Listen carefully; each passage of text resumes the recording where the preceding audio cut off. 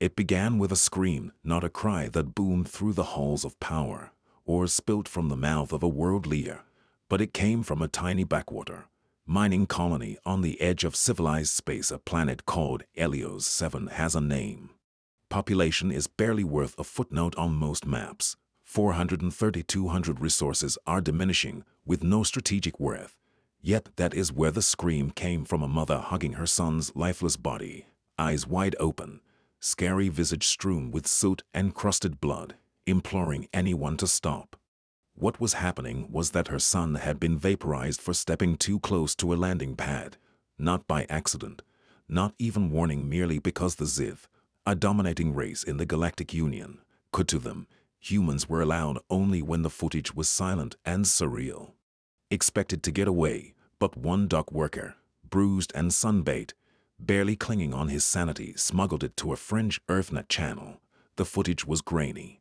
The sound is scratchy, but her scream cuts through everything in 30.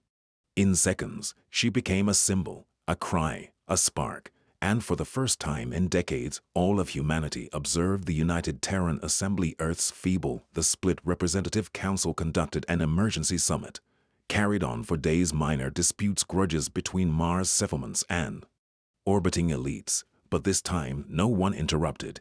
Even cynical diplomats, even cold, calculating brains shut their jaws as the footage was aired.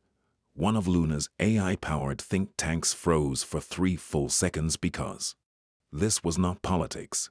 It was a transgression, a humiliation for which humanity had battled so hard, only to belong. Centuries of conflict and technological gaps of colonization on inhospitable rocks simply to establish their worth in a galaxy controlled by aliens who considered humans were just a step higher. Bacteria, and now a child was destroyed like an insect, and nothing would have changed if not for that scream on the streets of Neo-Tokyo. A mob of tens of thousands gathered with signs saying, "We are Helios 7. Under the cities of Mars, graffiti of the mother's face sprouted overnight. Red soldiers stationed in faraway outposts conveyed word home that we will not serve the Union anymore. And in the orbiting halls of the UTA, for the first once in a generation, every representative voted to cancel humanity's peaceful submission status, which the Zalith diplomat laughed. "You are ants. You do not start wars with titans, grovel for crumbs, and thank us for the opportunity to exist. No one from Earth." Instead, the USTHA cut the signal and activated the Veritas Protocol, hidden initiative that no one thought to be deployed. It mobilized everything. Civilian ships were recalled, and modified artificial intelligence systems intended for temperature control were repurposed into combat. Logistics hubs, engineers, and scientists were taken from colonies. Every weapon that Earth had ever produced but kept concealed from the Union was retrieved from its vault because Earth had been preparing. They knew this day would come. The first blow arrived. 3 days later, a Zeal transport ship exploded in mid-orbit around Yora 5 AM. Supply world rich in crystal ore. No survivors, no warning, just a burned smear in space. The second strike wasn't quiet. It was personal, and mankind seized back Helios 7. With fire, not blood, but with solidarity, hundreds of battleships from throughout the Sol system formed in a synchronized warp, enveloping the planet like a wall of metal and fury. Every major news channel in the galaxy was obliged to broadcast it live. The Zalith garrison surrendered. Within minutes, most of them were too arrogant to activate their shields. Humans wouldn't dare to fire. They were wrong about the galaxy. I forget that whereas other animals evolved peacefully, humans evolved in conflict on Earth. They'd fought each other for thousands of years for land, gods, and oil. They learned how to turn anguish into creativity, despair into defiance, and one mother's cry transformed into a howl that reached every system, and the galaxy, arrogant, old, and swelled with pride, had finally heard it. But the Zalith didn't comprehend. They had not done anything to them. The Helios 7 event was a disciplinary punishment. Not with a spark in their enormous ancient intellect, humans were still desperate. Newcomers crawling towards the stars on barely operational engines, offering tribute simply to be tolerated. They never asked what would happen if humanity. They stopped asking since they would find out after ELO 7 was secured on Earth. They did not send diplomats or negotiators. Instead, they conveyed a simple statement. Every communication channel in the Galactic Union translates into 47 core. It simply stated, "We are awake now."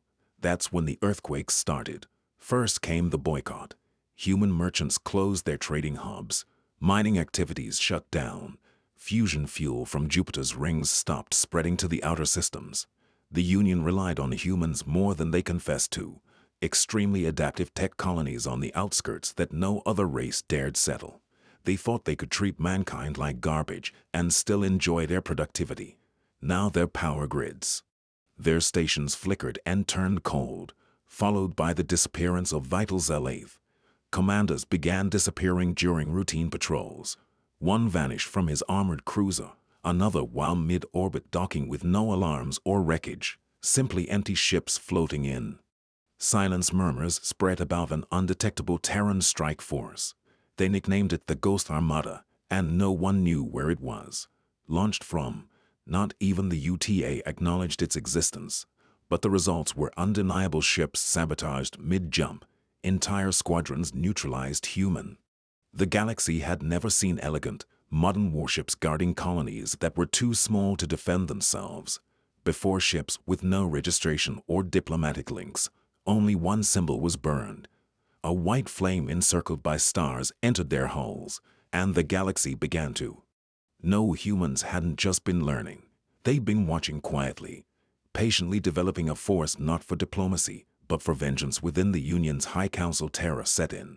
"What do they want?" shouted Chancellor Velcor, a 10-foot-tall Avarith covered. Bioluminescent scales. Retribution, mumbled one of his assistants, or harsher justice. The Zith attempted to dominate the narrative. They broadcasted news of aggressive persons and their unstable behavior. They called it primeval madness, but none of it stuck, since for once the remainder of the galaxy recognized that other species had also suffered. The Dlik were slowly and methodically pushed off their ancestral asteroid belts that the Meru had, enslaved in covert labor camps. The Union had always turned a blind eye when the powerful exploited the helpless. Humanity wasn't simply battling for itself. It was becoming a symbol of resistance. Groups from several other systems began to reach out to Earth with hidden messages offering support, intel, and even a defected Meru pilot landed a stolen Zalith cargo on a human settlement, contributed its codes as tribute. Her name was Sina, and she immediately became a face for the cause. "We always hoped someone would rise," she stated in her debut broadcast. "We simply never thought it would be you." The USTHA did not assume the role of leader. They didn't need to. The galaxy has already decided that the conflict was no longer simply about Elio 7, about all of them, everyone who had ever been crushed under the Union's boot. Humans, raw, chaotic, and emotional, were the only ones brave enough to lead. The charge. Still, Earth knew what was coming, and the zeal wouldn't back down. They effortlessly reigned for millennia, had weapons older than humanity's first cities, and armies trained on birth planets. Built solely for combat, yet humanity had something the others did not have. No more peace deals based on subjugation. No more pretending to be humans. Are no longer crawling for scraps at the elite's table. The table would be burned down as the first wave of Zalith dreadnoughts began to mobilize in the outer. Each Terran colony received the same encrypted communication 3 times. Hold the line from asteroid miners, ex-soldiers, AI engineers. Everyone knew what deep space transporters meant. They were no longer citizens.